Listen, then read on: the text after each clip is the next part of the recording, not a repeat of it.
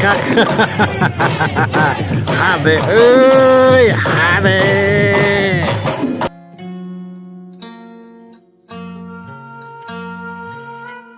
Di hiji leuweung mencet lompatan di budak-budak kumaung bikang. Mencet lompat setarik-tarikna bari ajol-ajolan.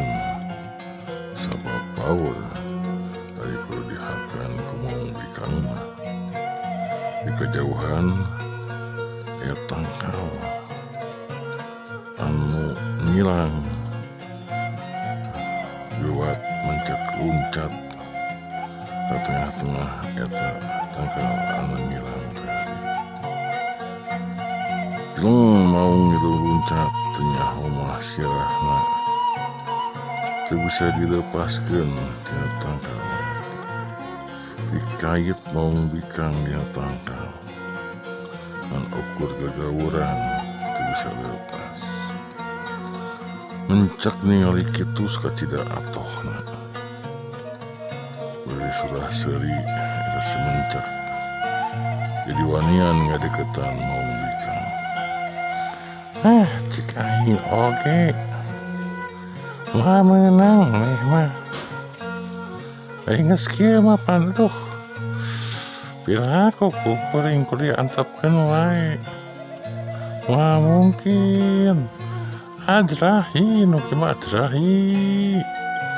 Si mencek bari surah seuri leumpang ka tukangan maung bikang ngadeuketan wujudna maung bikang kadeukeut buntutna.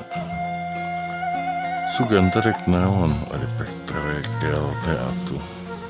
Eta si mencek hanjat karena tonggong maung bikang. Teu antap parah deui. Pelebes. Maung bikang digawean ku eta mencek. Maung bikang ukur bisa teu marima bari gurang gerung. Nah bangun Ramadannya 7 bulan ti kejadian eta. Mencek teu kahaja ngaliwati ka guha tempat cicingna mau bikang teh.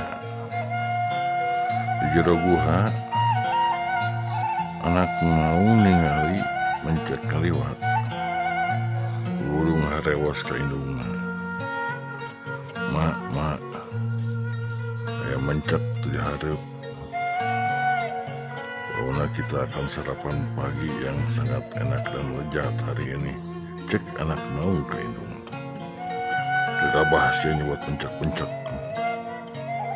Mereka dahar. Ulah mencak nyebut atuh. Ayah gitu saya. Digoreng-goreng kita teh bapa maneh. Geus ena mah. Antepkeun we pura-pura. Pura-pura teu nyaho nang liwat. Antepkeun. Teu bapa maneh kitu-kitu oge. Cek indung mau ka budakna. Anak mau berarti kesolohok. Bingung. Karena naon diomongkeun ku indung.